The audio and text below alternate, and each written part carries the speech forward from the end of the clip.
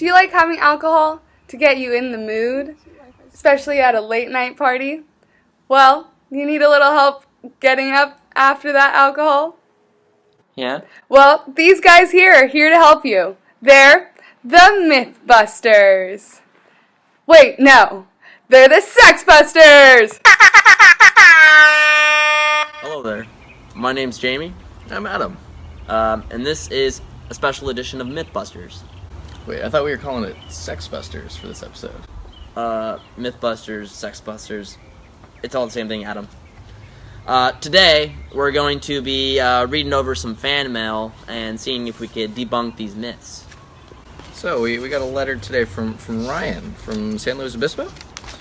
And he says, I was drinking at this party last weekend, and when I got home with my girlfriend, my little guy wouldn't stand at attention. Is whiskey just real? Wow, interesting little insight there, Ryan. That is commonly known as temporarily induced erectile dysfunction as a cause of alcohol. And I guess today we're going to be looking into whether or not alcohol does in fact have an effect on the quality of your erection. So we're going to be seeing how this affects this. Are you just carrying that around with you? Don't worry about it. To go into this, we're going to send it to Blueprint Guy to give you the details on this. Alright, so our study is on whiskey dick.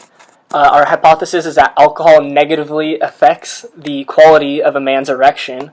So our procedure will include taking 50 men, all of which are adults, consenting adults, and we're going to measure them in 3 categories. Their girth, how long they have an erection, and how long it takes for them to get an erection. In the second part of the procedure, we will be taking these same 50 men and splitting them randomly into 2 groups. Group A will receive an alcoholic beverage. Group B will be receiving an identical tasting non-alcoholic beverage. We call this a blind study. Every 3 minutes, we will be testing their blood alcohol content with a breathalyzer until they have reached a blood alcohol content of 0.1%.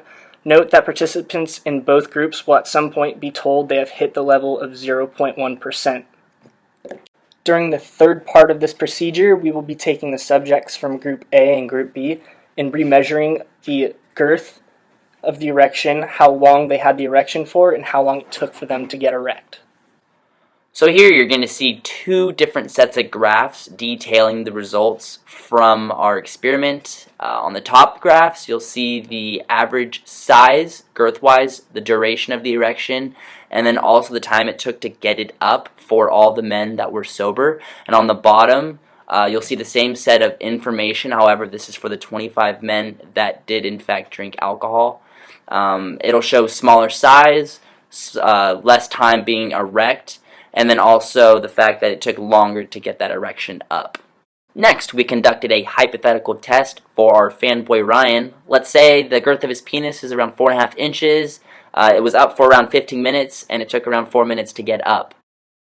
After drinking, Ryan's penile girth went from 4.5 inches to 4 inches, which is 89% the initial size. The duration of his erection went from 15 minutes to 8 minutes, which is 53% shorter. And it took him 17 minutes as opposed to 4 minutes previously to get erect, which is a 425% time increase. Thank you, Blueprint Guy, for putting all that information out clearly so our audience can understand the process that we'd go through to prove whether or not alcohol would affect the quality of a man's erection.